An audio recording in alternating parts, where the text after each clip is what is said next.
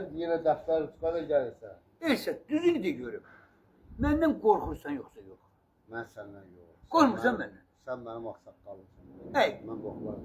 sənə deyirəm. Mən bilirəm ki, Hə. burada kimlə sənin nə işin olsa da mənim işin olmaz. Ya, Sən yox. məni çox istəyirsən. Səni torbanı çəkmirəm, ona görə deyirsən, elə mi? Daha Ha? ona görə. Amma bir şey yadına saxla ki, Aha.